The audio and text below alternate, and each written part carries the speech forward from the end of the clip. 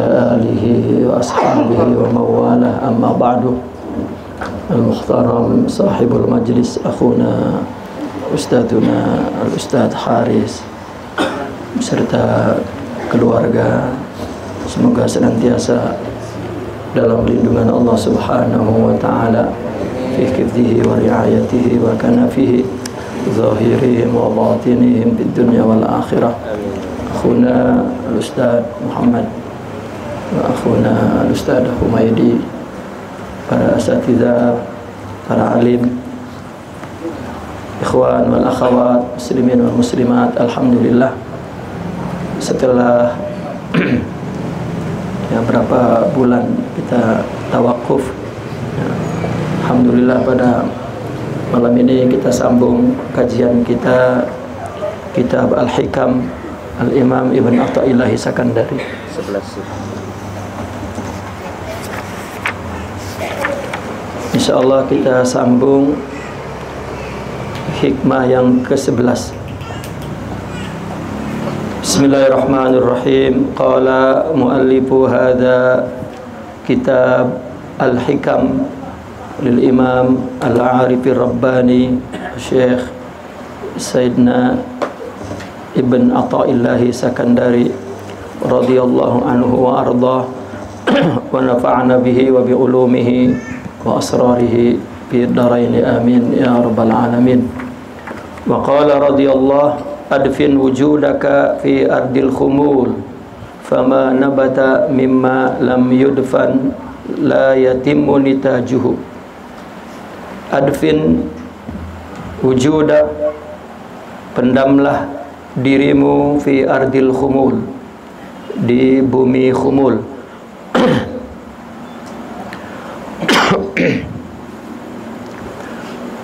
Khumul maknanya adalah adamus syuhrah.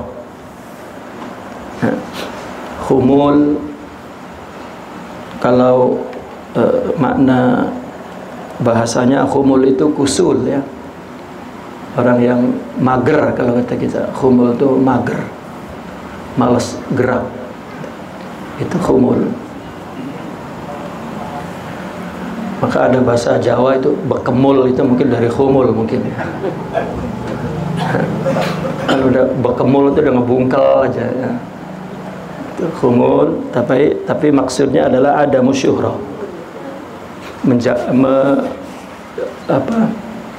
tidak ingin popularitas, ya, tidak mengingini popularitas. Itu ditasbihkan kepada bumi, ya, karena wujud kita suruh dipendam di bumi, ya. Maksudnya adfin wujudak ini, pendamlah dirimu.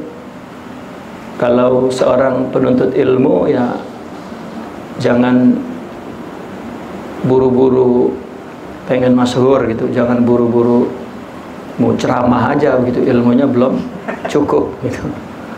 Istilahnya begitu. Dalemin dulu, umpama pohon, kalau pengen tumbuhnya tinggi menjulang, ya, dan daun-daunnya rindang, pohonnya lebat, bisa dinikmati banyak orang, maka akarnya itu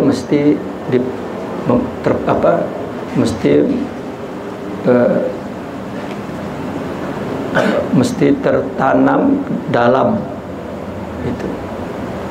Begitu juga seorang yang menempuh tarbiyah ruhiyah atau bertasawuf, ya, buang dulu keinginan syuhrah, karena resiko kemasyhuran itu, ya, banyak sekali menimbulkan penyakit nafsu, seperti hubul madah, suka dipuji, ria, dan ria itu merusak amal ibadah kita. Sebelumnya kan, sebelum hikmah ini, ya, berkenaan dengan ria. Al-a'malu suwarun qa'imah, ya, amal itu rupa yang nampak, rupa yang wujud gitu. Wa ruhu arwa'uha wujud siril ikhlas, hakikatnya, ruhnya adalah ikhlas. Nah, maka seorang yang masyhur itu punya resiko yang besar untuk timbulnya riya, ya, dan hilangnya sifat ikhlas karena Allah. Maka adfin wujudak,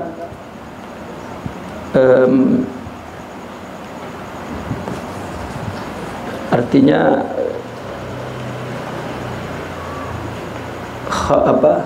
kalau di dalam tasawuf ada khalwah, misalnya khalwah atau khidmah gitu. Ya. Sebelum kemudian dia berinteraksi kepada motif-motif, kepada sebab-sebab kemasyhuran. Ya.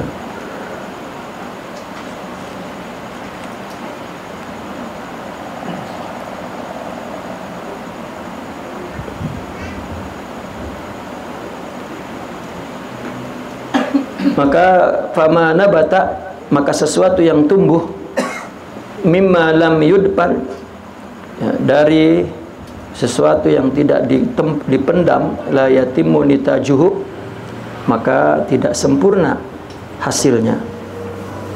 Fama nabata artinya biji benih yang dipendam, yang ditanam, kalau tidak dipendam maka hasilnya lemah, bahkan kosong, ya, tidak bermanfaat, tidak berguna, yang mudah tertiup angin, mudah dimakan wereng, mudah. Nah, begitu juga seorang yang baru, ya, dalam jalan menuju kepada Allah, apabila dia berinteraksi dengan faktor-faktor yang menyebabkan kemasyhuran, ya, pada permulaannya, maka pada akhirnya sulit untuk menjadi baik. Nah, khumul ini maksudnya untuk menanamkan sifat ikhlas, ya, karena kita kembali kepada manhaj tasawuf, bahwa orang yang sedang bertarikat, orang yang sedang bertasawuf adalah orang yang membetulkan hatinya, ya, menghadap kepada Allah, atau dengan istilah yang syar'i adalah ikhlas, gitu. Ya, ikhlas atau sidik, gitu. Maka hindari faktor-faktor yang membuat dia masyhur adalah untuk meraih maqam ikhlas. Maka pada permulaan itu mesti jauh dari orang. Ya. Banyak buku-buku yang kita baca, para masyayikh dulu, para mursyidin atau hatta qutbul aqtab, ya, Syekh Abdul Qadir Al-Jilani, beliau memberikan syarat menerima seorang menjadi muridnya itu 10 syaratnya. Di antara syaratnya itu al-i'radu anil khalqi, berpaling dari makhluk, ya.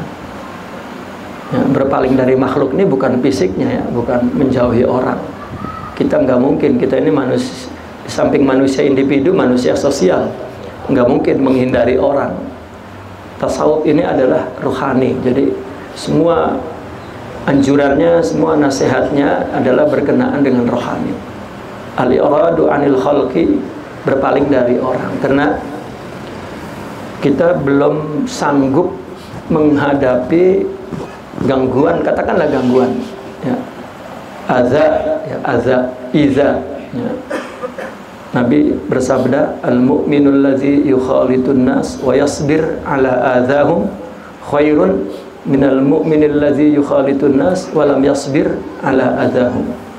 Seorang mukmin yang bercampur baur dengan orang dan dia sabar terhadap resikonya, gangguannya, itu lebih baik daripada yang tidak sabar.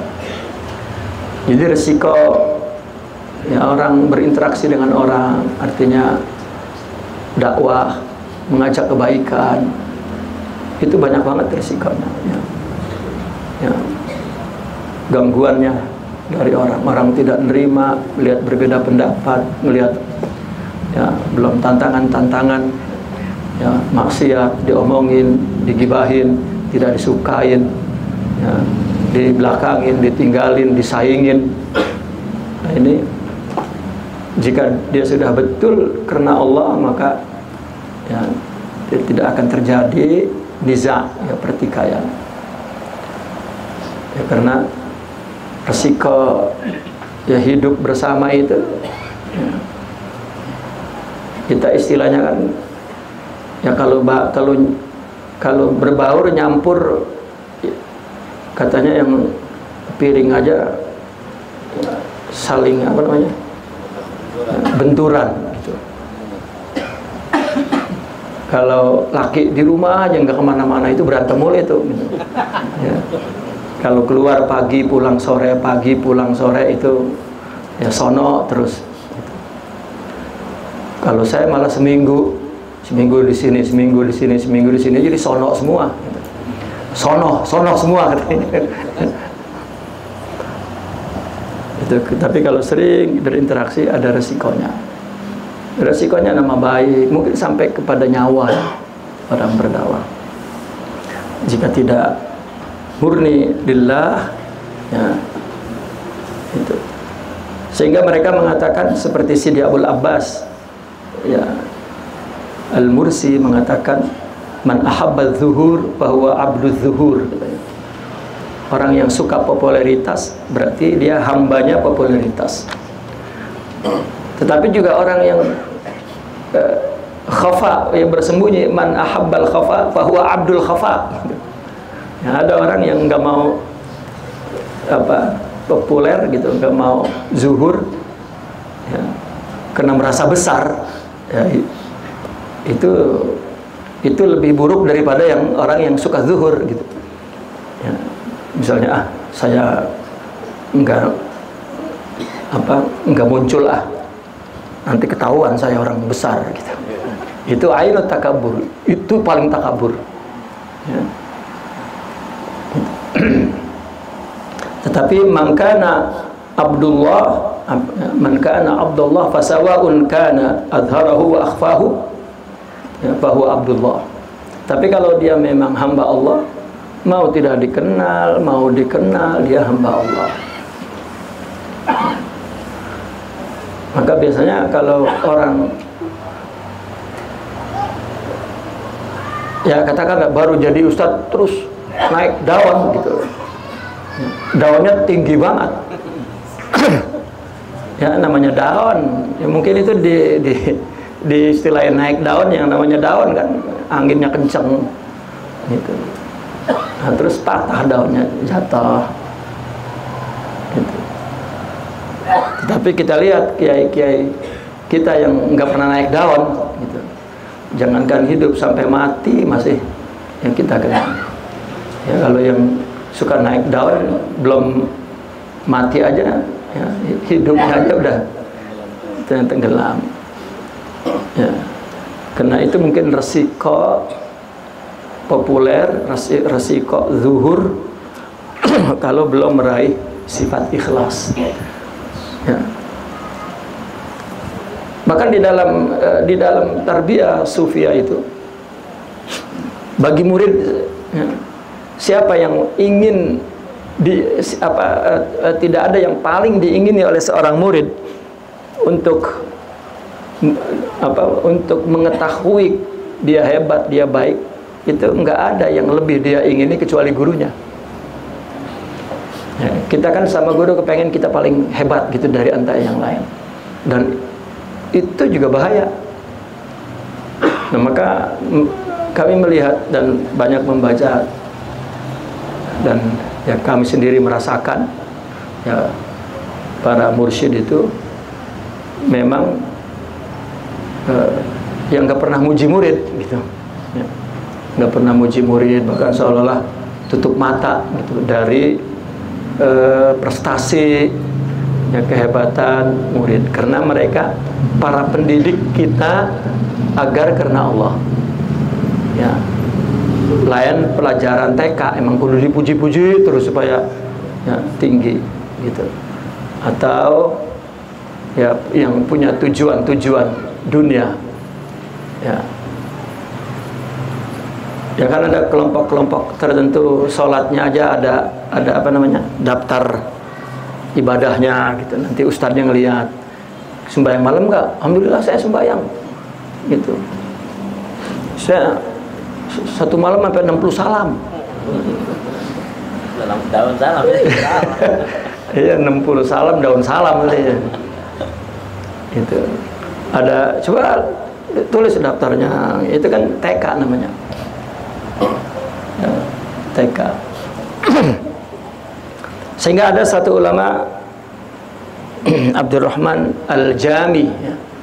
Beliau punya kitab Nafahatul Unus. Nah, di situ beliau menulis tentang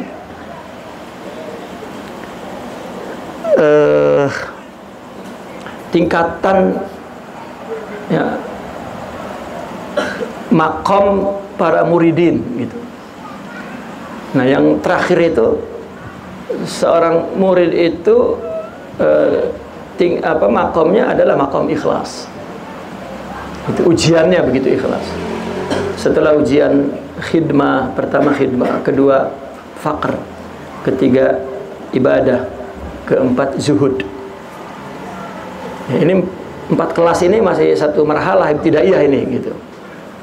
Nah, begitu naik menengah yaitu al-ikhlas. Ulama-ulama dulu, kisah-kisah para aulia dulu ketika dia berhadapan dengan sifat ikhlas, saking ku kepengen ikhlasnya itu mereka melakukan kebaikan benar-benar khumul gitu ya, jauh dari orang. Khumul itu kan bersembunyi kan, khumul itu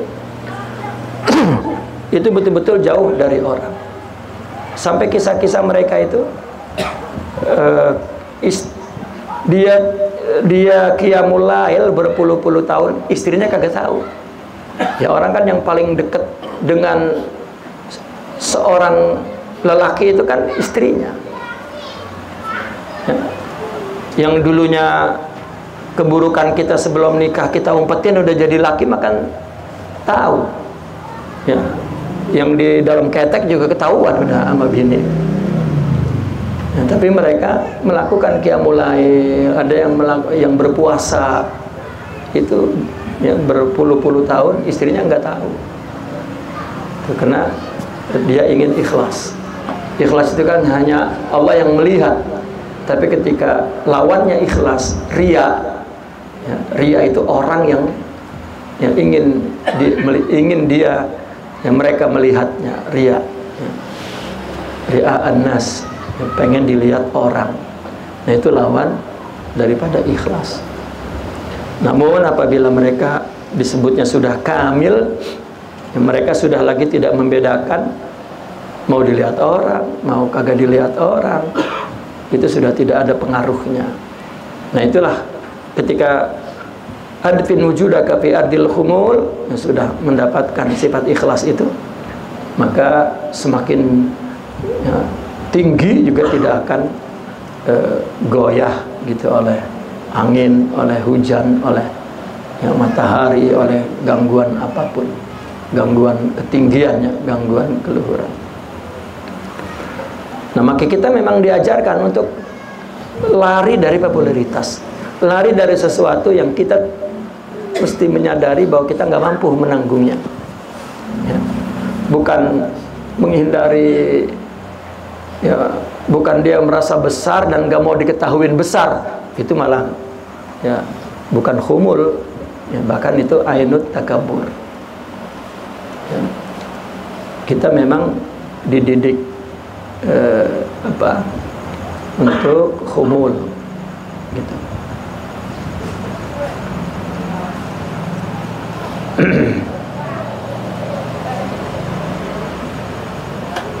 Hatta dalam zikir pun yang pada permulaan itu mesti khumul ya. Tetapi apabila dia sudah mampu melawan sifat-sifat dia, disebutnya fana gitu.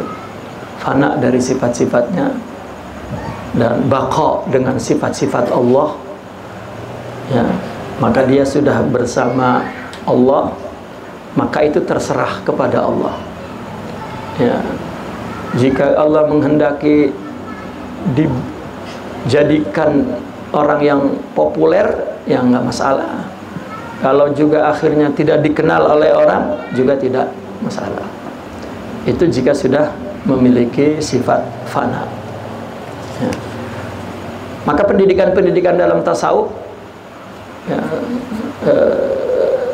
ada pendidikan khumul, ya, seperti khalwah misalnya, ya, khalwah, uzlah, itu juga kecenderungan khumul. Ya. Dan uniknya di Nusantara kita ini, sistem pondok itu rasanya, ya, dulu satu sistem yang dilihat oleh para ulama sufi bahwa lingkungan ini, ya, sangat cocok untuk pendidikan tasawuf. Seperti khidmah, ya, anak-anak santri kan khidmat gitu. Atau suhbah, ya, mulazamah kepada guru, ya, anak santri itu dapat semua. Kemudian zikir rutin, ya, memang, ya, sehingga uzlah. Mereka memang sudah uzlah, sudah ninggalin kampungnya, ninggalin teman-temannya, ninggalin rumahnya, ninggalin ibu bapaknya, ninggalin, ya, kamarnya, tempat tidurnya, bantalnya, ninggalin semua. Itu sudah uzlah. Gitu. Ya. Uzlah kan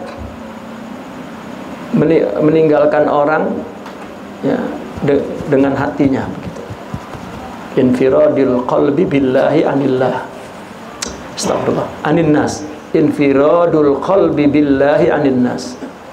Ya. Menyatukan hati dengan Allah dan menjauhi orang hatinya. Tapi kalau khalwah itu al-infiradu anin nas, menjauhi orang, ya. Belum bersama Allah hatinya, tapi, ya, kan ada orang pikirannya jauh meskipun di sini mungkin ada orang, ya, sekarang bareng sama kita tapi pikirannya nggak bareng sama kita, ya. Mikirin utang misalnya, mikirin, ya. Ya, banyaklah pikiran yang nggak di sini begitu, ya, sehingga ngaji ini lewat aja karena pikirannya nggak di sini, badannya di sini.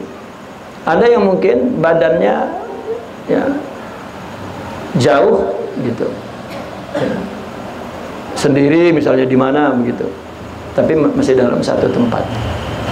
Ya, ada yang pikirannya, badannya, dan juga tempatnya, ya, itu disebut khalwah dalam istilah yang dipakai oleh beberapa madrasah tarekat.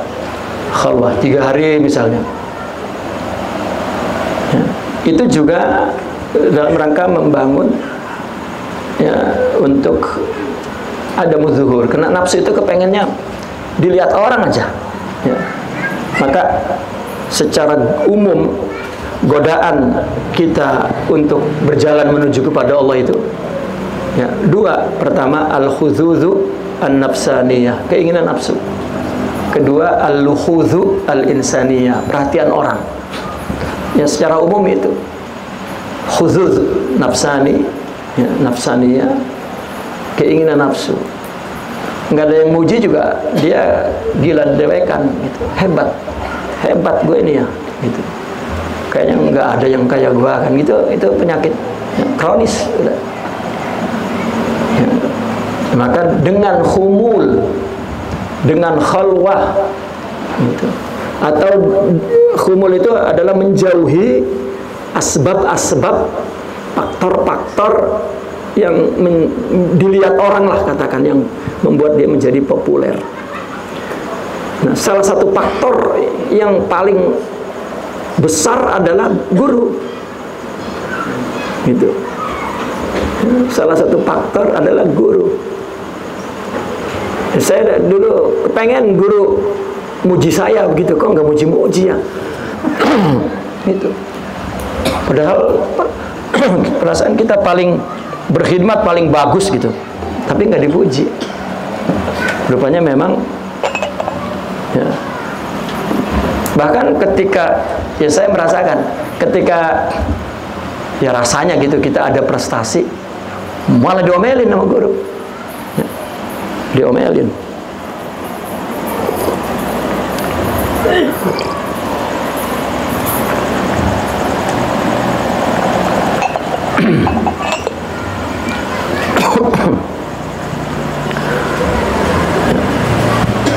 Untungnya saya dulu merasa punya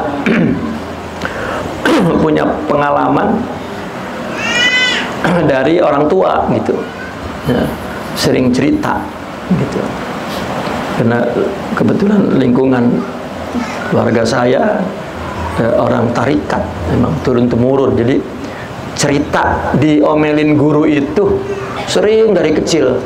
Jadi pas kita ngadepin, ya, ngalamin, baru tuh ya, cerita itu bermanfaat. Tadinya kita mau apa, pundung, mau apa bahasa kita, purik, ya, mau purik tadinya mah. Lah gue kebangetan amat. Lah kalau salah mah bener diomelin. Itu Masya Allah, ya. Artinya guru ingin membetulkan hati kita itu agar kuat gitu. Kita nanti berinteraksi dengan orang kan bukan satu orang, banyak orang, ya, yang berbeda pendapat, yang tidak memuji kita, yang meninggalkan kita. Itu ujian untuk ikhlas karena Allah. Tapi apabila sudah selesai, maka yang nggak penting apakah, sehingga nasihat-nasihat mereka, kalau apa yang kamu lakukan sudah sesuai dengan syariah dan kamu sudah yakin bahwa kamu didukung oleh hakikat, artinya berada dalam garis akhlak yang benar, maka setelah itu tidak peduli apakah orang yang mau bersama kita atau tidak, menghadap ya iqbal atau idbar, itu nggak peduli gitu. Bahkan dalam kondisi begitu, ya, apabila orang membelakangi dia, menjauh dari dia, itu artinya bahwa Allah menyelamatkan kita dari penyakit yang akan dibawa orang itu. Apa pendapatnya, apa sifatnya, apa kelakuannya, ya, yang akan merusak lingkungan itu. Karena al-arwah junudun mujannadah, fama ta'arafa talab. Ya, kalau nggak sama, kalau sama maka rukun, tapi kalau nggak sama, ya nggak ada masalah apa-apa, dia akan terpisah sendiri. Nah ini adalah khumul. Maka pendidikan di dalam tarekat itu untuk membetulkan hati. Semuanya adalah untuk membetulkan hati. Ya. Jadi ini yang paling penting, yang ya, rasanya saya merasa harus mengulang-ulang ya, makna tarekat itu.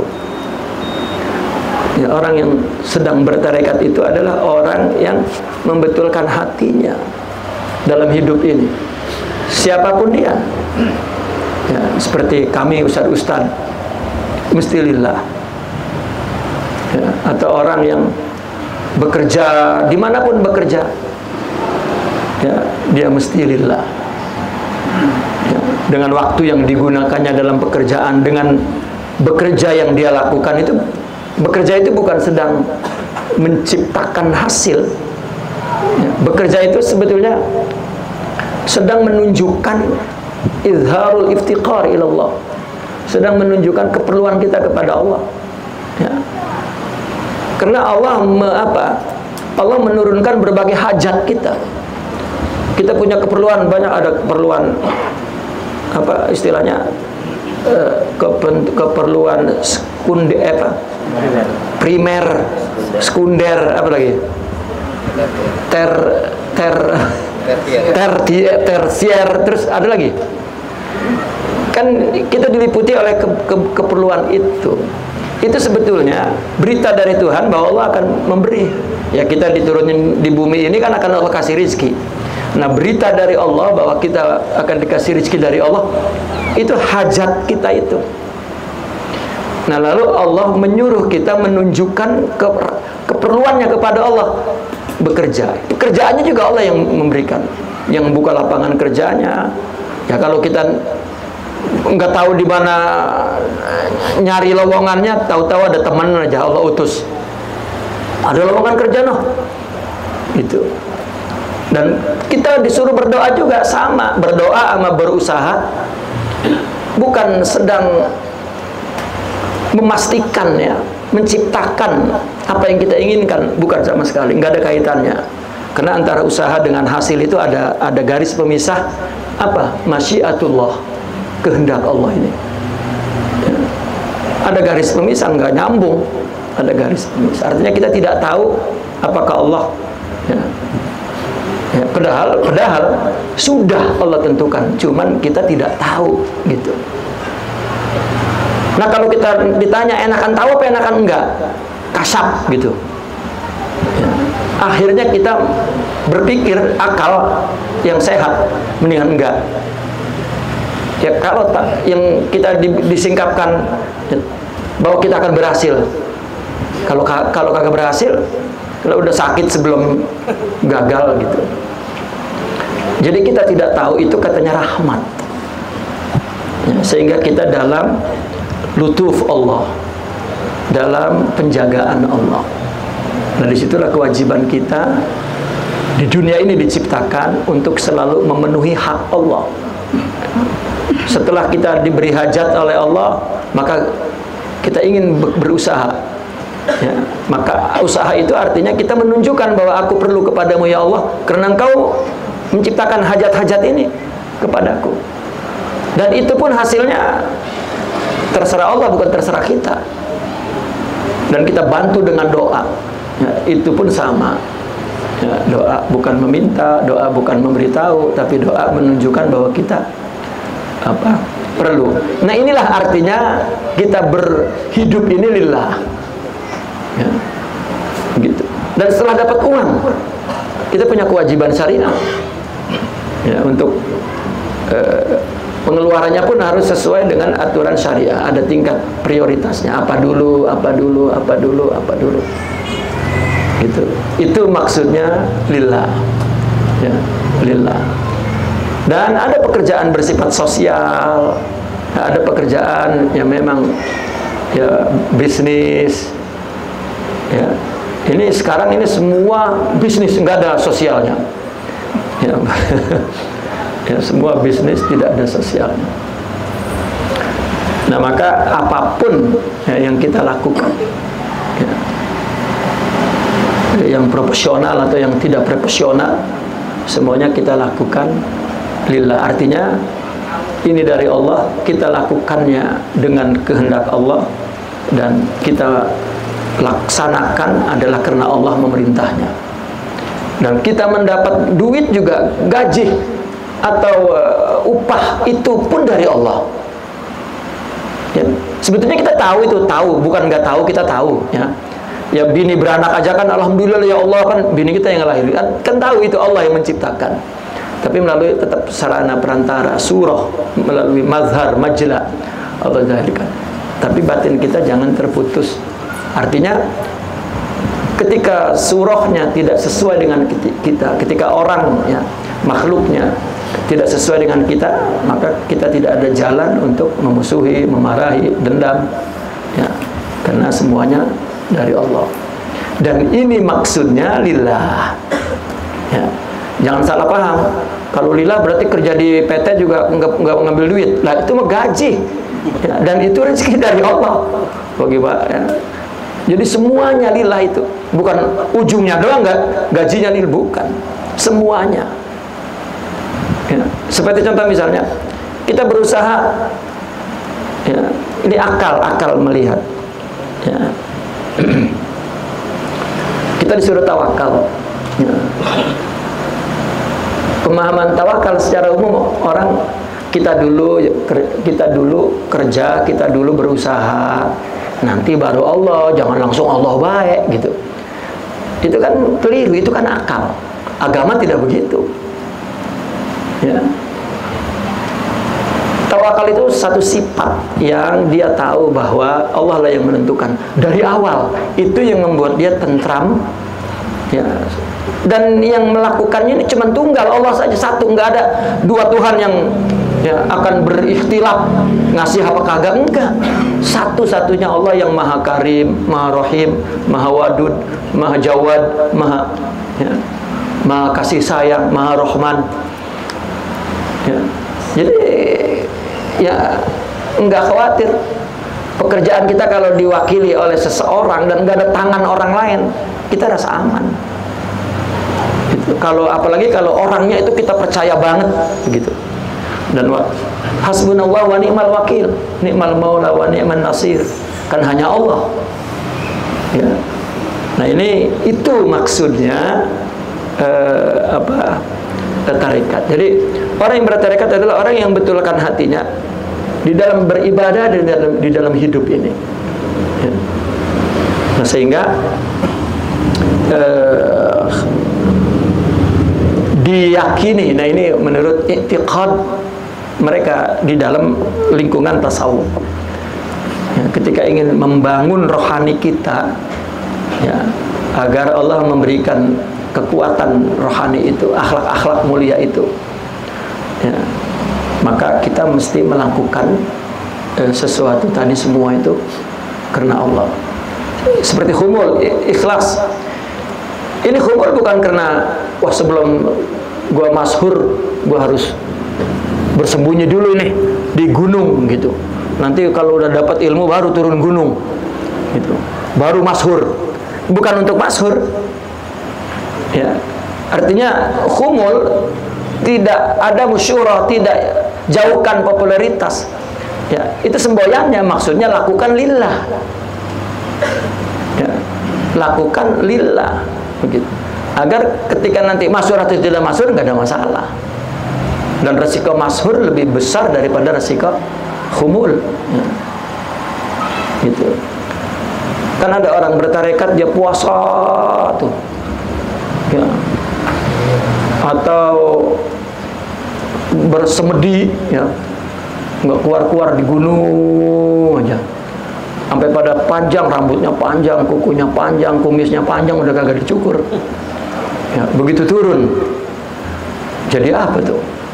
Ya, jadi pendekar ya, dari gua hantu kan gitu. Ya. Bukan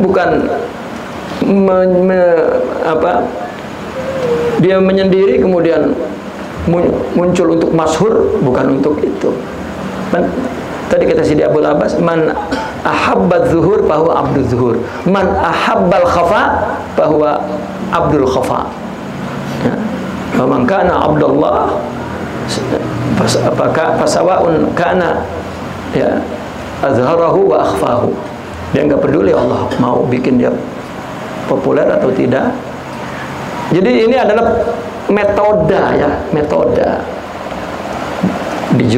dikhumulkan, dikhalwakan, itu metode. Karena ini madrasah tarikat. Jadi seorang tahu bahwa agama itu dan hidup ini, dan kita dicipta wa ma khalaqtul jinna wal insa illa liya'budun, ay illa liya'rifun. Hidup ini untuk itu. Nah, ketika susah, maka guru dalam tarekat itu membantunya. Nah, ini adalah nasihat-nasihatnya. Ya. Jangan orang membaca kitab tasawuf wah kudu betapa nih, terus dia pergi betapa. Ya. Tidak, kalau tidak ada guru nggak perlu melakukan ini. Ya. Tidak perlu melakukan ini. Baik. Wa qala radhiyallahu ma nafa'al qalba syai'un mithlu uzlatin yadkhulu biha maidana fikratin. Tidak ada yang bermanfaat ya, bagi hati ya, sesuatu apapun seperti uzlah. Yang paling bermanfaat untuk hati ya, agar bersih itu tidak ada yang lebih bermanfaat bagi hati seperti uzlah, itu enggak ada.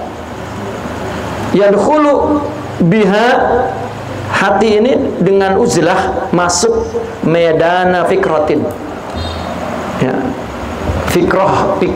pemikiran itu seperti medan. Al-fikratu kal maidan.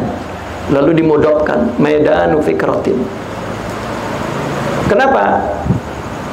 Dan maka karena tamsilnya ini medan, berarti hati diumpamakan seperti kuda yang akan berada di medan. Kalau kuda masuk hutan, banyak hambatannya, banyak halangannya. Tapi kalau di medan, medannya artinya tanah lapang yang kayak padang pasir gitu, itu medan. Nah, ketika tidak ada halangan apa-apa, maka kuda akan berlari kencang. Nah, uzlah dalam maksud daripada uzlah di sini khalwah, ya, khalwah. Nah, uzlah atau khalwah maksudnya orang dijauhkan sendiri, ya.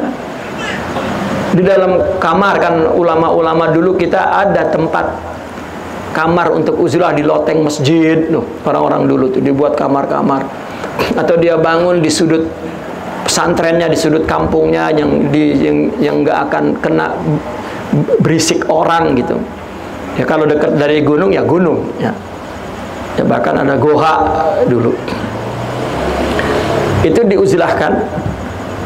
Karena uzlah itu ruangannya mesti kosong, nggak ada, ya, nggak ada apa-apa, nggak ada sejadah, nggak ada selembar apapun. Ya, ruangan itu mesti cat putih dan nggak ada warna-warna. Ada 2 warna aja, itu mengundang ya pikiran hijau, putih, itu udah terganggu tuh.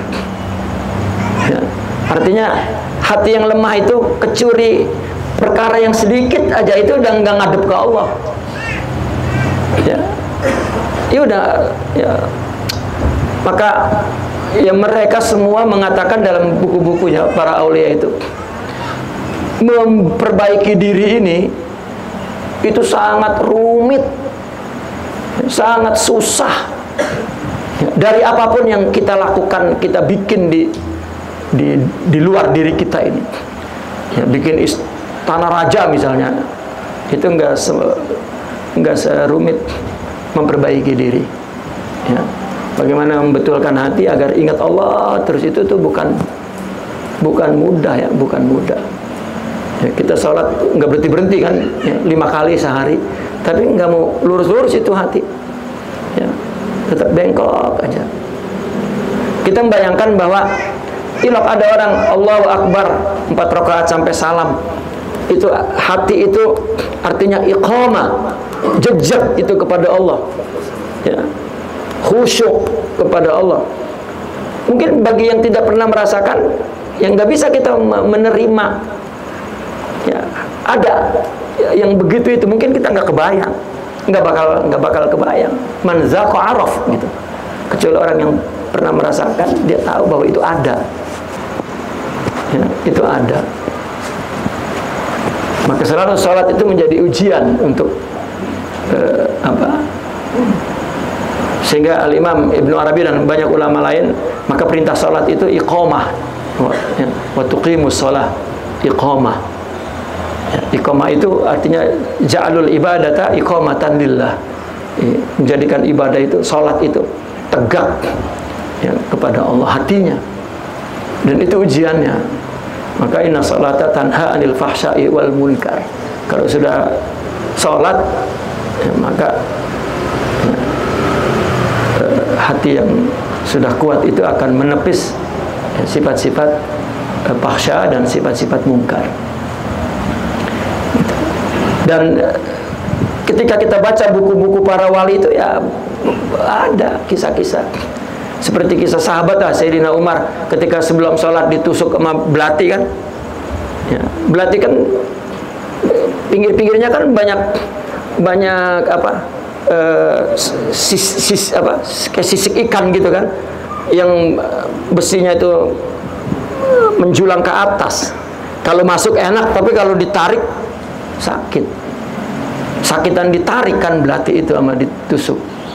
Yang ditusuk mas, tapi kalau ditarik serak. Itu Sayyidina Umar begitu ditusuk, begitu mau dicabut, ya, cabut ketika aku sholat. Kita boro-boro sholat kalau udah begitu. Nggak sholat, udah sakit gitu. Cabut ketika aku sholat. Begitu Allahu Akbar, dicabut sampai nggak kerasa. Itu saking hati kuatnya, nggak keambil sama apapun. Ya, nggak keambil. Maka kita ngaji kepada para masyayikh itu, ini lagi begini nih ngaji. Kalau ada sesuatu berbunyi di sana, kita kan nengok. Itu ditinggal sama dia. Ya, pergi dia purik. Dia ngomong, dia apa kata dia? Saya kira antum bersama saya. Ternyata kagak katanya. Tinggal purik. Itu pendidikan serius sekali. Ya. Itu guru saya dulu cerita begitu sama gurunya. Pas giliran muridnya kayak kita, kata guru saya gini, kalau gua perlakukan adab seperti itu, habis murid gua katanya gitu. Habis murid gua kalau gua perlakukan kayak begitu gitu. Beliau cerita, beliau punya guru namanya Syekh Abdul Qadir Isa di Halab. Gara-gara muridnya yang di depan ya, sedang mengaji nengok ke belakang. Lah kan secara syariat nggak ada hukumnya itu, nggak dosa nggak apa. Tapi tarbiyah itu lebih ketat daripada syariah. Nengok doang ke belakang, ya, berhenti dia, dilihatin nengoknya kelamaan, sampai guru berhenti nggak ngerasa. Berarti kan udah nggak di sini tuh hatinya. Begitu balik lagi dipelototin sama gurunya. Kata gurunya, berdiri kamu, tinggalkan majelis ini, dan aku tidak ingin melihatmu setahun. Dia mohon ampun, pergi. Jadi perintahnya, jangan sampai aku melihatmu setahun. Berarti kalau dia boleh ngelihat kan berarti. Jadi itu murid selama setahun, setiap hari gurunya lewat dari rumah ke masjid itu ngelewatin pasar. Dia harus ngintip di belakang, ya di belakang toko, pengen ngelihat gurunya. Asal udah ngelihat gurunya udah, dia ngumpet-ngumpet supaya gurunya jangan lihat. Setahun. Lalu ada muridnya yang senior, yang disayang sama gurunya, bahkan umurnya sama sama gurunya. Murid utamanya dan umurnya sama. Ya, Syekh Sa'aduddin Murad, ya, murid Sidi Abdul Qadir Isa, umurnya sama. Bahkan bukan umurnya sama, teman sekolah, temennya lagi kuliah. Ya. Nah maka dia hormat banget karena ya, temennya. Ya.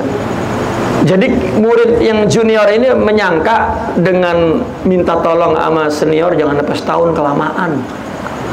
Ya, dia mohon. Karena dia ngelihat gurunya itu, kalau ada muridnya yang temennya itu, ya, dia datang juga berdiri. Ya, meskipun muridnya, karena bagaimanapun temennya, tapi tetap dihormatin. Ya, bangun berdiri dan dikasih duduk yang paling dekat, gitu. Nah orang menyangka wah kalau dia ngomong, ya, skornya nggak sampai setahun, gitu. Nah kata muridnya itu, ya, antum kan orang yang paling dekat, nggak pernah ngelihat guru itu merengut dengan antum, dan selalu hormat, selalu mendahulukan antum, dan semua bla bla bla bla bla. Bisa nggak ya saya mohon tawasul kepada antum untuk nyampein jangan setahun, ya, 6 bulan kayak, apalagi 2 bulan mah katanya. Ya saya coba sampein, disampein tuh, ya Syekh. Si pulan kelamaan setahun, kasihan. Itu yang nggak pernah marah, nggak pernah, ya selalu hormat, karena berkaitan dengan adab, langsung berdiri. Dan beliau mengatakan, ya Syekh Sa'ad, andaikan di neraka orang minta minum Allah kasih, saya kasih. Langsung ditinggal pergi. Itu kiasnya kejauhan, ketinggian banget, seriusnya itu bukan main. Sampai disamain dengan orang di neraka nanti kehausan, kalau minta air dikasih, saya kasih, saya kurangin skornya. Tetapi begitu udah hari ini setahun, besok datang, begitu nongol ke majelisnya, itu langsung berdiri. Langsung gurunya itu mengatakan, Habibi, katanya. Rindu rupanya gurunya juga sama. Ya. Itulah artinya mereka betul-betul berjalan semuanya, guru dengan murid.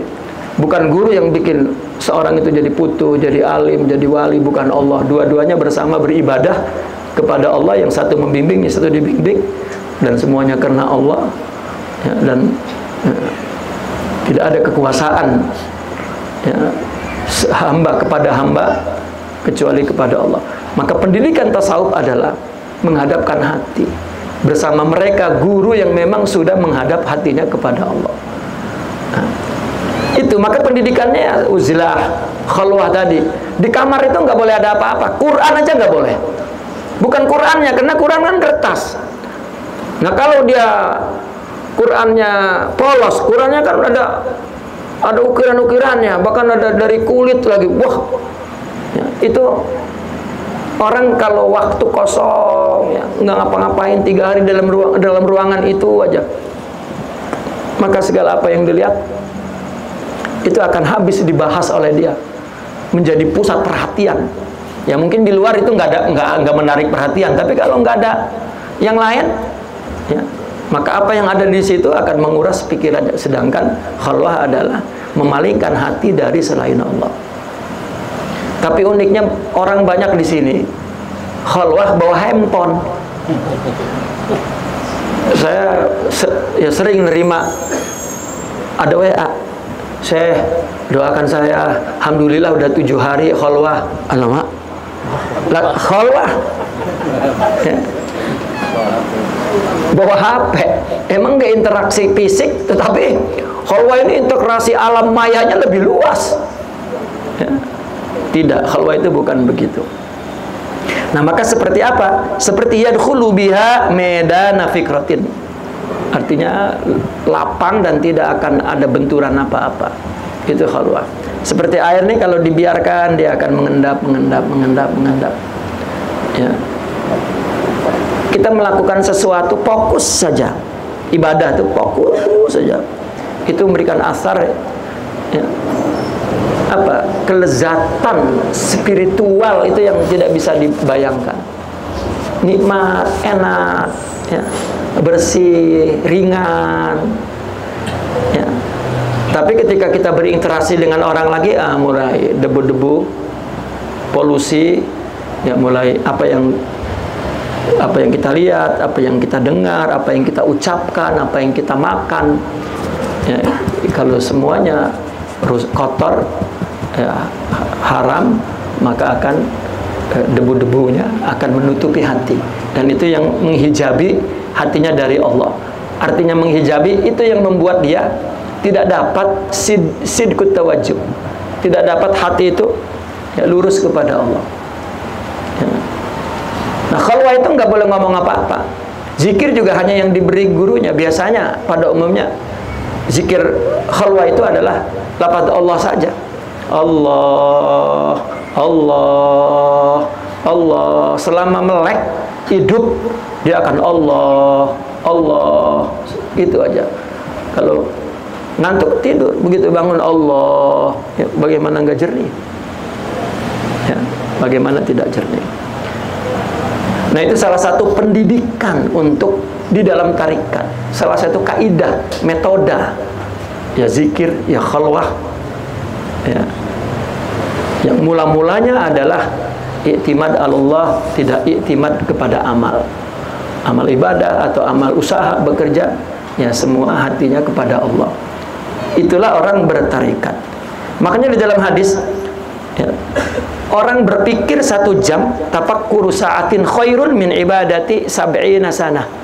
Orang berpikir 1 jam itu lebih baik. 1 jam ini bukan jam 60 menit. Sa'ah ini satu adegan gitu. Ya, kita ini ngaji nih. Kalau kita pakai 2 jam yaitu sa'ah, ya, sa'atu ta'lim gitu. Lalu habis ini ngobrol di sana, meskipun 10 menit itu sa'atul ngobrol gitu. Ya. Hidup ini kan sa'a kata Nabi, ya. Sa'a begini, sa'a begitu, sa'a begini, sa'a gitu. Nah orang berpikir satu saat itu lebih baik daripada ibadah 70 tahun sunnah tentunya.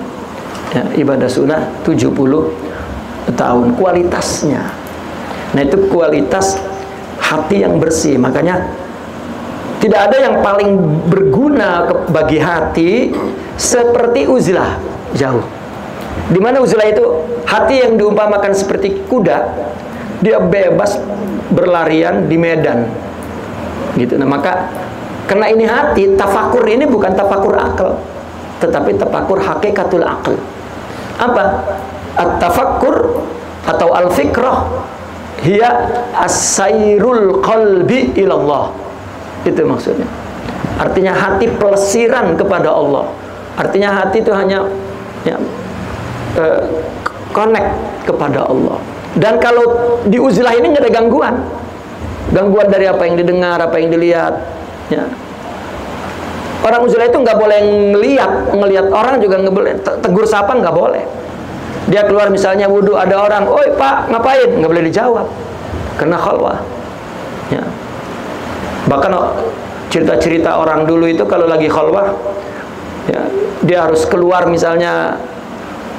Ya, karena orang dulu masalahnya buang airnya kan, misalnya ini tempat dia khalwah buang airnya ke jamban sono, ke pinggir kali kan jalan ke sana, kan ada aja orang lalu lalang.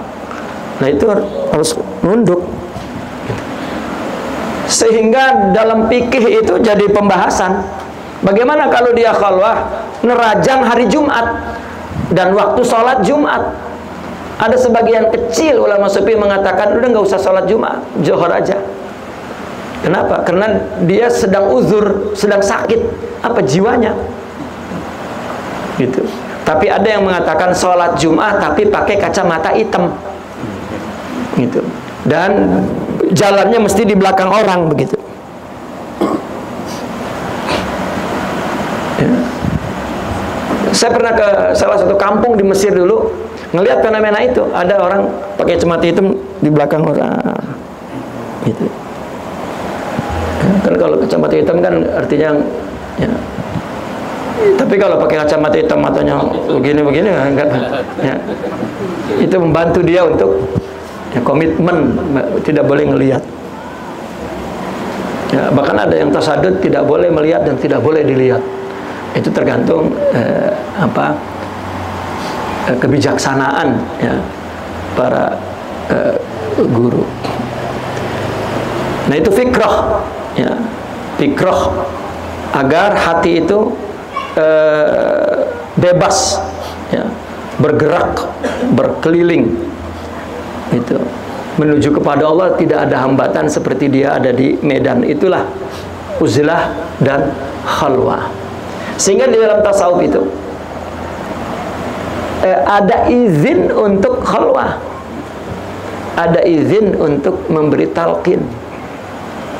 Sehingga begitu ya.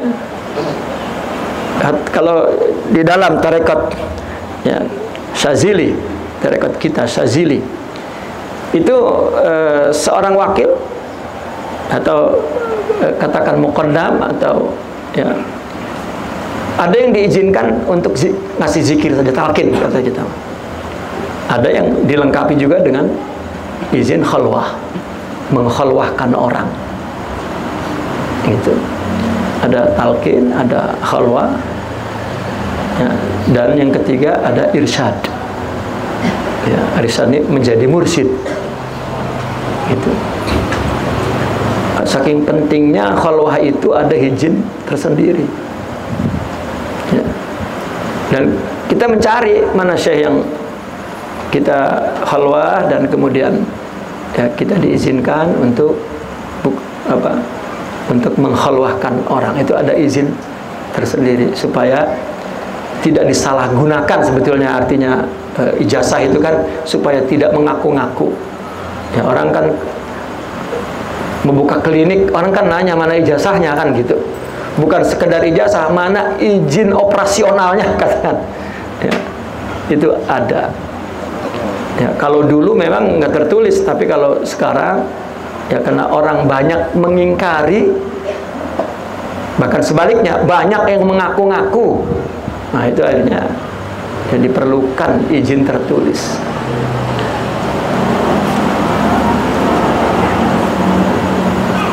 Kita melihat dua hikam ini betul-betul, metode tarekat ini, metode tasawuf ini, bagaimana agar hati kita itu betul-betul safa, ya, jernih, ya, ketika kita beribadah, ya.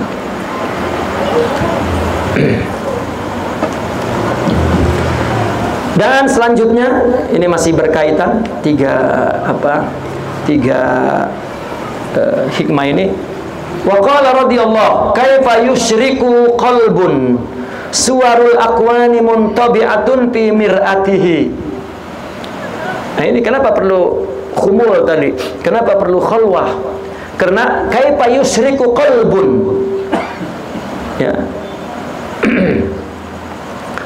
Artinya yang menyebabkan hati ini tidak bisa bersih, ya, dengan uzlah, dengan berfikir, ya. Kenapa? Kaifa yusyriku qalbun, bagaimana hati itu bercahaya, memancarkan cahaya. Suwarul akwan, ya. Suwarul akwan, suar ini gambar, ya. Akwan, alam ini, muntabi'atun fi mir'ati, melekat di hati. Intoba'a, ya. Tabiat kan kalau sifat karakter, tapi kalau benda, sesuatu yang melekat di kaca, misalnya kan ada kaca melekat gula misalnya kan, jadi lengket gitu, jadi membuat kita tidak mulus, ya. Kaca itu tidak menampakkan gambar kita karena ada karakter yang menempel.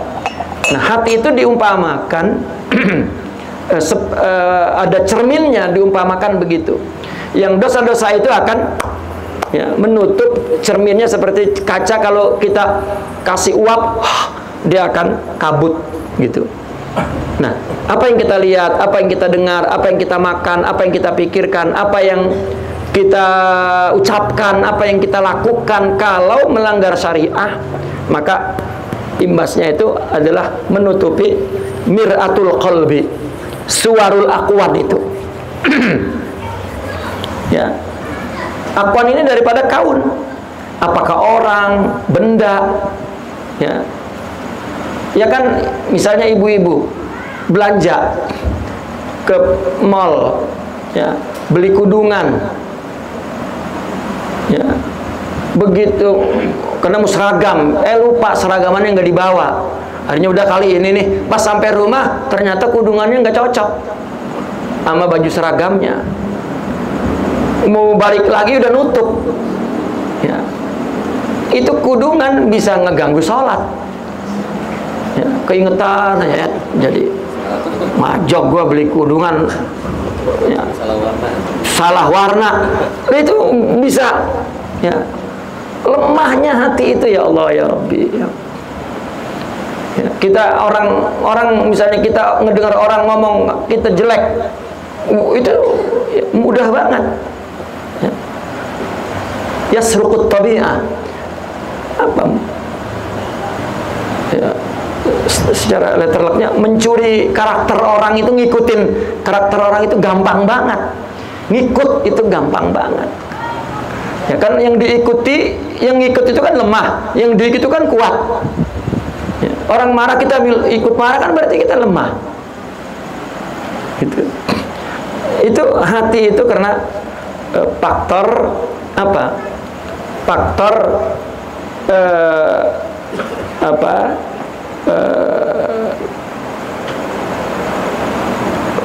dari disebabkan faktor-faktor itu dari luar, ya, menutupinya. Sebetulnya bukan itu.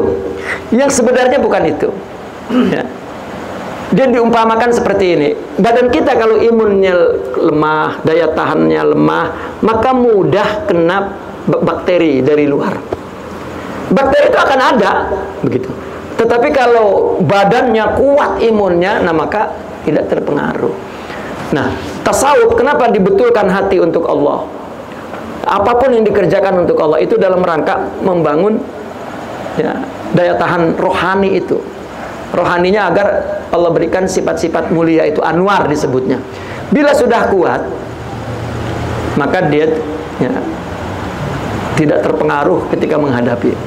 Jadi bukan kalau wali itu nggak ada ujiannya, bukan. Ya. Ujian harta, tahta, Toyota, wanita, senjata, berjuta-juta, sama aja. Tapi hati mereka lebih kuat. Ya. Bukan ketika jadi wali udah ya, disingkirin, tidak. Bahkan ya, kita sepakat secara akal, makin tinggi lagi, makin besar lagi godaannya. Ya, makin tinggi, makin kencang anginnya dan seterusnya. Jadi persoalannya itu adalah tasawuf bagaimana membangun insan. Makanya tasawuf itu adalah binaul insan katanya, membangun insan. Insan di sini adalah rohani, ya, bukan fisik. Mereka mengatakan fisik itu basyariyah, kalau rohani adalah insaniyah. Fokusnya membangun insan. Nah, mereka tidak merasa cukup membangun rohani itu dengan membaca, dengan mengaji, itu tidak cukup. Tetapi dengan syariat. Ya, makanya mereka mengatakan asyariatu an ta'budahu, syariat ini ibadah. Wa tariqatu an taqsidahu. Nah, ibadahnya mesti ditujukan kepada Allah, an taqsidahu. Nah, orang yang sedang menujukan ibadah itu kepada Allah, maka dia sedang bertarekat, meskipun nggak ada namanya tarekatnya. Apabila dia sudah sempurna mendapat balasannya nur, ya, rohaninya kuat, maka ketika itu ibadahnya ya, dengan hakikat, dengan rohani.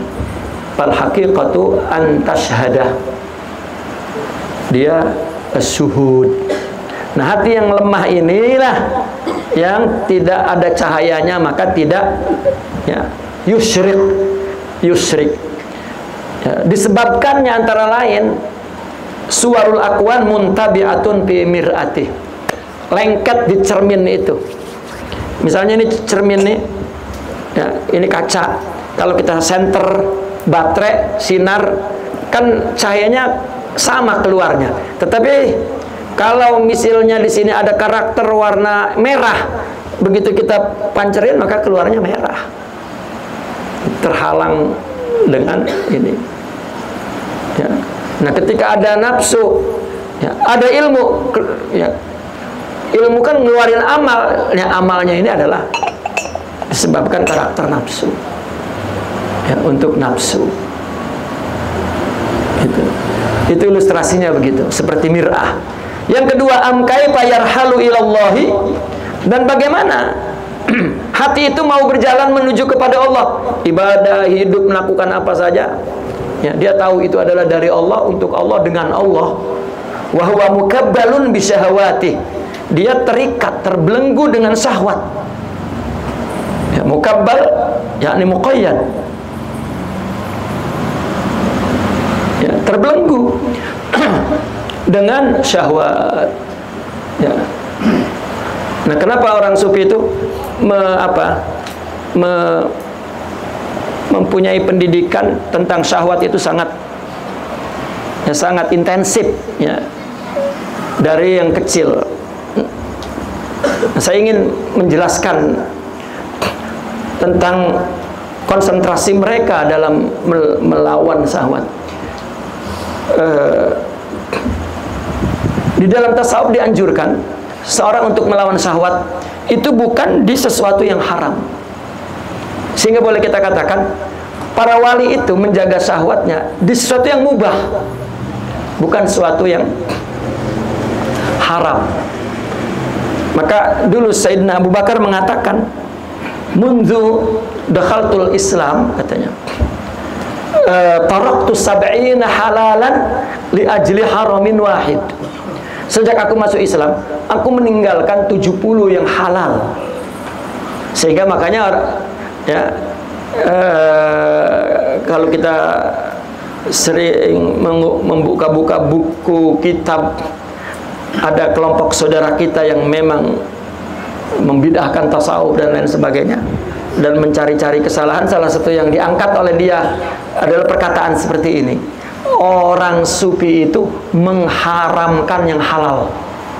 Artinya taraktu sab'ina halalan. Oh, halal itu Allah kasih, kenapa tidak dinikmati? Ya. Kenapa jadi ditahan-tahan? Gitu. Mereka salah memahami, dikira halalnya ini yang bermasalah, nafsunya yang bermasalah. Kita makan dapat nyuri dengan usaha dari kita sendiri halal. Ketika kita memakannya kan dengan nafsu, ya, dengan nafsu. Nah kalau mendidik di haram, ya dosa gitu. Ya, di halal aja yang kalau kita tinggal nggak apa-apa. Ya maka pendidikan pertama untuk pertolongan pertama agar kita bisa mengalahkan nafsu, sedikit makan, sedikit minum, sedikit bicara kotor, dan sedikit bersama dengan orang yang tidak membawa kepada Allah. Artinya yang tidak soleh, termasuk uzlah, muhasabah, mukhalafah. Itu semua perkara nafsu. Ya. Karena masalahnya orang belajar, ya, menuntut ilmu, terus melihat medan dakwah begitu, dan tidak pernah masuk ke lingkungan tarbiyah ruhiyah ini, ya, maka mungkin tidak ada konsep hidup itu, gitu. Ya bahkan ya nggak ketemu sama murabi, nggak ketemu.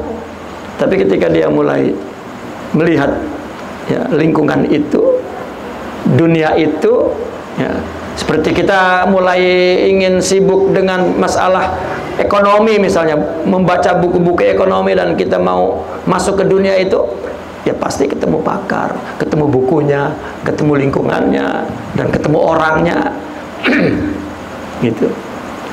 Nah, sehingga orang hari ini mengatakan kayaknya sekarang wali nggak ada. Kenapa nggak ada? Gitu. Kayak sekarang mursyid kayaknya nggak ada. Biasanya yang ngomong begitu tuh yang dulu di kampungnya ada mursyid, setelah itu gak ada gantinya. Wah sudah, sekarang ini sudah zaman nggak ada mursyid. Ya. Dia mengira itu bijak, ya bijak banget itu pandangan begitu. Padahal tidak. Ya dulu ada jahil, ya, jahil. Lalu dia kaitkan sekarang, zaman sekarang udah rusak, ya. Jadi wali juga udah pergi, ya. Padahal ya, yang berhidayah itu Allah, bukan orang. Dan wali itu mazhar apa mazhar itu? Tampilan apa? Ya, mazhar lah. Ya.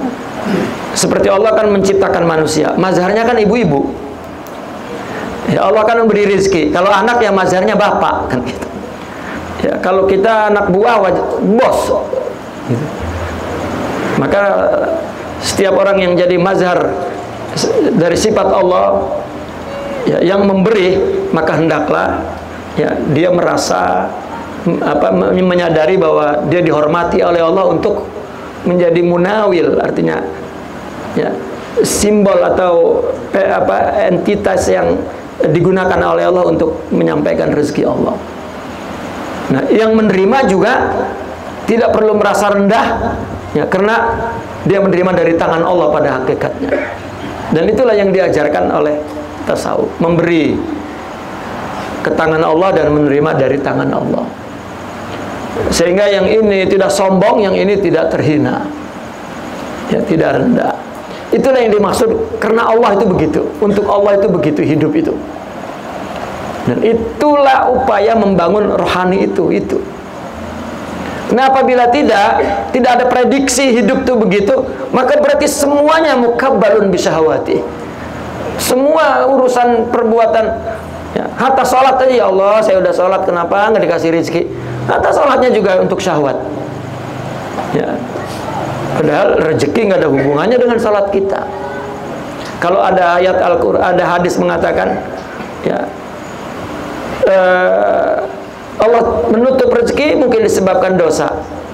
Itu itu bukan rezekinya yang kurang, tapi ya, hatinya, jiwanya yang tidak merasa cukup, yang tamak, itu adalah disebabkan dosa. Karena dosa itu akan membuat sifat-sifat nafsu ini semakin dominan.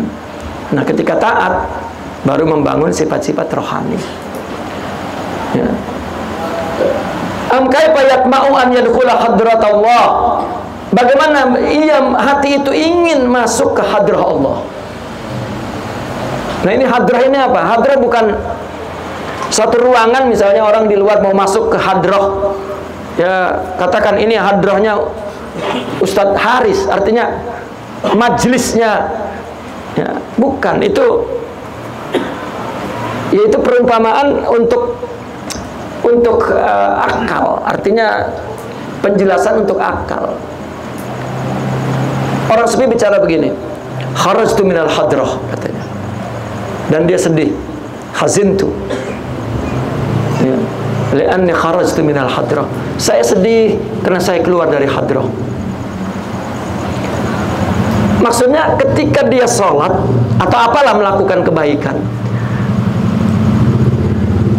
dia punya sifat ikhlas, tiba-tiba Allah halang sifat ikhlas itu. Ya, ada faktornya secara, ya kan Allah kan di dunia, di alam ini kan sunnatullahnya, undang-undang alamnya Allah ciptakan ada sebab akibat. Orang naik itu ya kudu dari tangga 1, 2, 3 gitu. Dan kita hidup di hukum tabi'ah, ya, asbab musabab itu, kausalitas itu. Nggak boleh keluar dari situ, kalau keluar namanya karomat begitu. Namun ketika kita melakukan apa saja, kan tasawuf itu mengajarkan agar hati itu khusyuk, tunduk dan ittisal kepada Allah. Nah, jiwa yang sudah diberikan oleh Allah sifat-sifat mulia, itu maksudnya dia berada di hadrah. Dia melakukan ini dengan sabar, melakukan itu dengan ikhlas, membuat ini dengan yakin, menghadapi kesalahan orang memaafkan, ya. Bahkan dia melakukan kesalahan tidak menyesal, diambil pelajarannya, maka kata menyesal tidak ada, karena semua, ya, tidak ada yang salah, dan yang Allah beri tidak ada yang salah, begitu. Atau tidak sabar, ya, begitu. Nah, itu dia merasa tidak berada di dalam hadrah Allah. Ya. Mungkin dia melakukan sesuatu tidak ikhlas, tiba-tiba dia melihat musuhnya, misalnya musuh rupanya, kan gitu. Nah, dia terganggu, dia sedih. Ya. Sedih kenapa? Dia keluar dari hadrah. Kayak kita kumpul begini, tiba-tiba kita diusir, keluar kamu. Ilustrasinya begitu.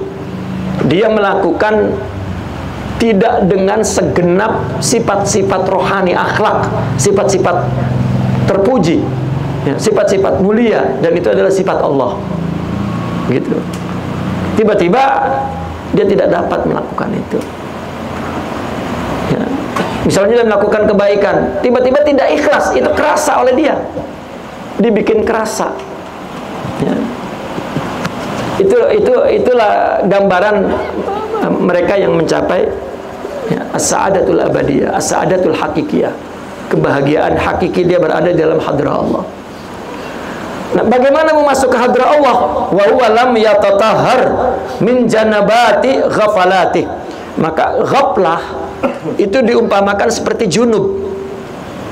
Ya. Hati nggak sabar itu ghaflah. Nggak ada dosa yang dilakukan, tapi lupa Allah. Berarti dia di luar hadrah, gitu. Ya, karena setiap saat kita itu dikehendaki oleh Allah. Bahkan penjelasan yang detailnya lagi, kita ini sebetulnya hidup ini sebentar, dimunculkan, ditarik lagi, dimunculkan, ditarik lagi, dimunculkan. Tapi karena Allah itu latifun bi'ibadih, kita nggak terasa. Kita rasanya hidup ini 1 hari, 1 bulan, padahal hanya 1 napas. Andaikan waktu ini tidak berganti, ini Pak rambut nggak putih Pak, karena berganti.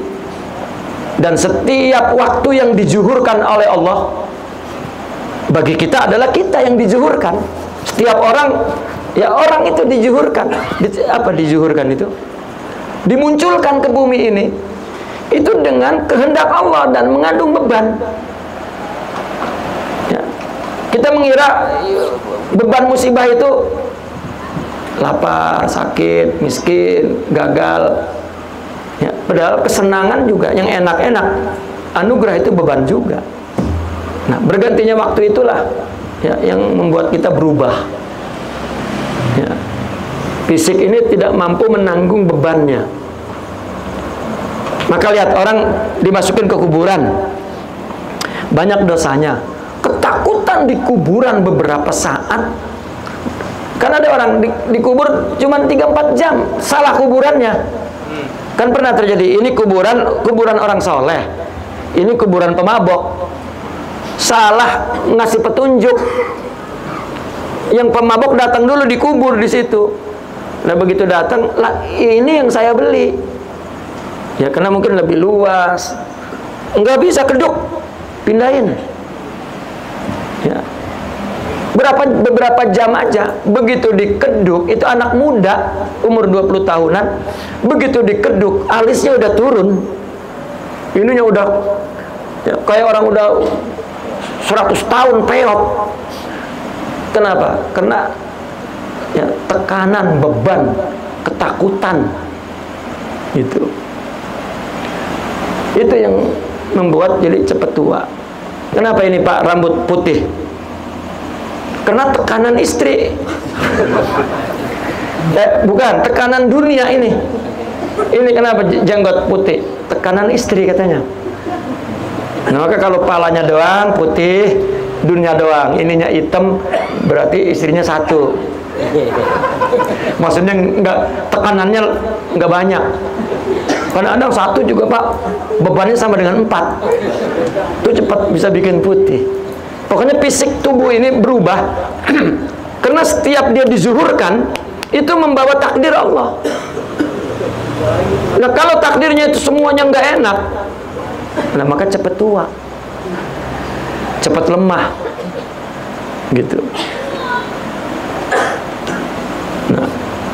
Nah maka kita tidak memenuhi hak Allah. Setiap Allah zuhurkan, kita yang dizuhurkan kita. Ya. Kita menyebutnya, waduh saya sakit, waduh saya gagal, waduh saya musibah, waduh saya jaya, waduh saya berhasil. Itu kan Allah yang menzuhurkan semuanya. Dan itu ada hak Allah yang perlu kita penuhi, kewajiban kita.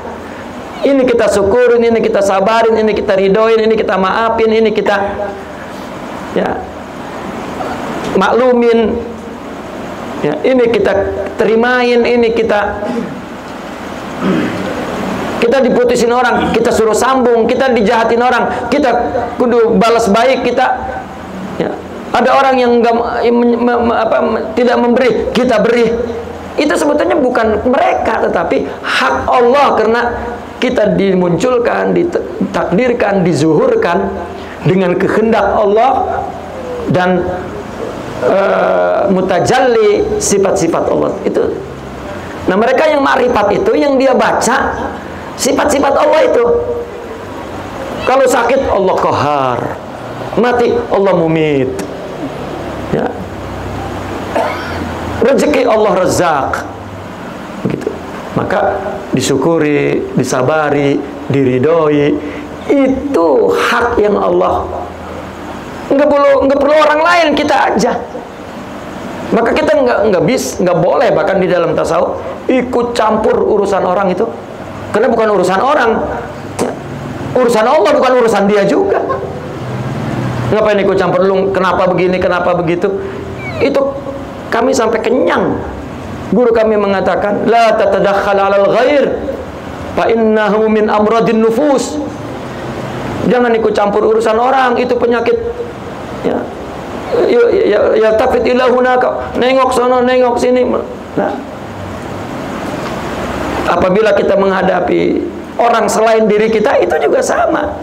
Mazhar Allah yang kita perlu bayar hak Allah, kita penuhi. Nah, apabila dia tidak mempunyai sifat akhlak mulia, nggak bisa memenuhi itu, itulah di luar hadroh namanya, dan itulah hati yang ghaflah. Maka di sini dikatakan kaifa yatma'u an yadkhula hadratallahi wa huwa lam yatatahhar min janabati ghafalati. Bagaimana mau masuk hadrat Allah, bisa memenuhi hak Allah, dan dia dalam hadrat, tidak di luar hadrat, karena dia tidak pernah bersuci dari junub ghaflah. Lebih tinggi lagi, am kaifa yarju an yafhama daqaiqal asrar. Bagaimana hati itu dapat memahami rahasia yang halus. Daqaiqul asrar, asalnya daqaiq itu asalnya naat, al asrarud daqiqah. Dalam bahasa Arab, kalau naat man'ut maknanya kurang dalam, maka naatnya dijadiin mudhaf, daqaiqul asrar. Memahami rahasia Allah yang halus. Wa huwa lam yatub min hafawati, dan dia belum bertobat dari hafawatnya. Hafawat itu apa? Dosa yang gak sengaja, bukan dosa yang sengaja. Kita lewat, misalnya nggak nyapa, kan nggak sengaja itu, nggak tahu, nggak sengaja, ya, itu hafawat. Itu juga perlu ditobati untuk kejernihan hati. Ya sebetulnya kalau lewat, ya mungkin nggak dihitung dosa kali, karena nggak tahu ya. Tetapi tidak sengaja kita melakukan kesalahan, kata kita benar, ternyata salah. Bisa babil jahil, bisa babi la ya'riful adab. Kan banyak orang di tempat pengajian tidak tahu adab, ya, itu hafawat, nggak sengaja, ya, atau udah tahu masa bodoh, itu juga ya hafawat. Dan ketika dia tidak tobat dari hafawat, karena itu kan masalah kecil, berarti dia juga tidak mampu mengetahui asrar Allah yang daqaiq. Apa asrar Allah yang daqaiq? Ya, sesuatu yang asrar, rahasia, sir, tersembunyi. Ya. Yang kita lihat orang ada di alam yang tidak kita lihat. Apa? Kalau ini adalah infial, hasil perbuatan Allah, makhluk ciptaan Allah, masnuat, bikinan Allah, berarti Allah lah pelakunya. Nah, jika Allah fa'ilnya satu-satunya, pelakunya satu-satunya apa yang terjadi di bumi ini, berarti apa yang terjadi ini min af'alillah. Nah, orang sufi menerangkan martabat perbuatan Tuhan itu, tajalli Tuhan itu. Di belakang apa yang terjadi ini adalah af'al Allah. Di belakang af'al Allah adalah sifat Allah, dan sifat Allah itu berdiri di zatnya. Maka sebagai takrifnya adalah kita sendiri. Kita punya sifat, lalu ingin melakukan sesuatu. Kita misalnya punya sifat pengukir sifatnya, ya, seni. Maka dapat melahirkan perbuatan. Kita bikin yang cakep, lalu tercipta karyanya. Nah, setiap saat itu adalah yang terjadi fi'il Allah. Nah, asrar itu, sesuatu yang tidak dilihat itu adalah fi'il Allah itu. Bagaimana misalnya ada orang marah sama kita, jahatlah sampai kita sakit, ya, kalau rohaninya tidak sempurna, maka tidak punya idrok, tidak punya syuhud, tidak punya makrifat, tidak punya ru'yah untuk melihat, ya, kan itu sebab qalbu ini, ruh ini juga disebut sir, ya, juga disebut nur. Sir dan nur adalah sesuatu yang abstrak. Ya, maka idrok hati ini ya hanya untuk melihat sesuatu yang tidak dilihat oleh mata. Itu adalah sir yang dakik, yang halus. Jadi ketika kita sakit dengan orang, batinnya yang hidup, ya, dia melihatnya fi'il Allah. Sampai orang itu tidak diprediksi oleh dia. Ada, apalagi orang sufi mengatakan makhluk itu waham, ilusi, yang setiap hari dimunculkan oleh Allah dan dia tidak bisa mempertahankan ya hakikat wujud dirinya. Ya, bagaimana ya, itu sebab dari sini orang sufi memaafkan kesalahan orang karena dia berbuat salah itu di fase waktu yang dimunculkan dia yang sudah lalu. Jadi nggak ada urusannya dengan kemunculan hari ini. Artinya sedakik itu pemahaman mereka terhadap perbuatan sifat Allah ini yang sir, yang asrar. Jadi interaksinya itu kepada Allah saja. Ini adalah dicapai ya, ketika orang-orang mubtadi permulaannya dari ibadahnya itu untuk Allah. Sehingga ketika disempurnakan rohaninya, maka dia memahami daqaiqul asrar. Imam Junaidi ditanya oleh orang, "Mahwal ma'rifah ya Imam?" Apa itu makrifat? Ya. Kata beliau, makrifat adalah mengetahui apa yang terjadi itu dari sifat Allah. Lalu yang tanya itu ketagihan, "Zidni ya Imam." Semua yang terjadi dia akan saksikan itu adalah sifat-sifat Allah yang indah. Makin enak, "Zidni ya Imam." Bahkan lebih dari itu, dia tahu ma yuriduhallahu, katanya, apa yang Allah maksudkan, inginkan dari kejadian itu makrifat. Akhirnya, "Zidni ya Imam." Kata beliau, "Al-arif wal ma'ruf." Yang tahu juga bukan dia, Allah yang memberi dia tahu terhadap apa yang Allah lakukan. Maka yang tahu Allah, yang diketahui itu Allah. Makin tinggi, "Zidni ya Imam." Mungkin kekesalan Imam Junaidi, "Ya Rabbi zidni tahayyuran fik," katanya. Ya Allah, tambahkan kebingunganku tentangmu. Ya. Kan sesuatu yang agungnya, besarnya nggak bisa kita prediksi, nggak bisa kita baca, kan bingung. Gitu. Ya. Makrifat yang paling tinggi itu adalah tahayyur, bingung. Ya, arti bingung ini begitu besarnya tidak dapat ya, ditebak. Kan kalau akal mah kita nebak, kita merasa hari-hari ini rutin, akal udah ta'alluq kepada rutin ya, padahal mereka yang dengan rohani hidupnya nggak ada tuh rutin.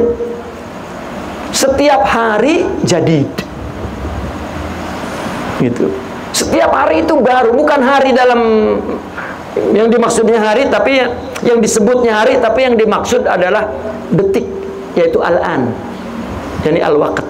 Setiap waktu itu baru.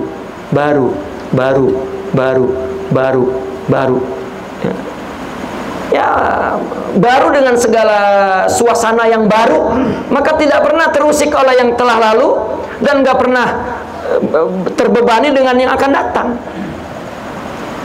Dan itulah baru, gitu. Dan itu yang dimaksud syuhud. Ya, menyaksikan daqaiqul asrar, semuanya perbuatan Allah. Ya, akhirnya dia memenuhi hak Allah. Kata mereka, "Wa ma khalaqtul jinna wal insa illa liya'budun." Kita diciptakan itu untuk mengetahui Allah itu. Ya. Nabi Musa dulu bertanya kepada Allah, "Ya Allah, kaifa asykuruka ya Allah? Bagaimana aku bisa bersyukur kepadamu?" Maka Allah menjawabnya, "Jika engkau tahu ya, bahwa nikmat itu ya, ketika engkau mendapatkannya, maka engkau mengetahui kepada yang memberi nikmatnya itu bersyukur." Ya. Nah, ini adalah hak Allah yang perlu dipenuhi setiap waktu, yang terjadi mula-mula pada diri kita dulu. Maka itulah slogan mereka, "Man arafa nafsahu faqad arafa rabbahu." Nah, hati ini Itulah yang perlu dibetulkan tawajuhnya, yang perlu ditotalkan iqbalnya, menghadapnya, agar Allah membayar, ya. Bukan, kalau pahala kan untuk fisik, kita melakukan ibadah dengan fisik kita dikasih pahala, tapi ketika kita melakukannya, hati kita tujukan kepada Allah, maka Allah akan bangun rohani kita yang ditajalikan nur, ya, yang orang sufi menyebutnya maqamat ruhiyah, ya, atau ya, orang-orang filsafat atau orang-orang mufassirin menyebutnya akhlak. Ya, orang-orang tarekat menyebutnya maqama atau sifat ulya. Kalau ahli hakikat menyebutnya anwar wal asrar wal madad.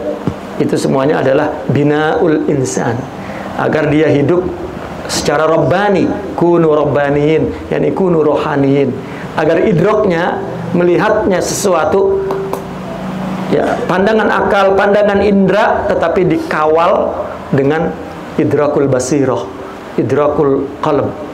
Yang itu yang dikatakan kuntu sam'ahu alladhi yasma'u bihi wa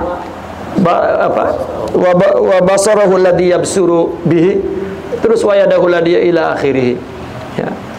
Jadi sifat Tuhan yang artinya itu basirah sebetulnya, ya.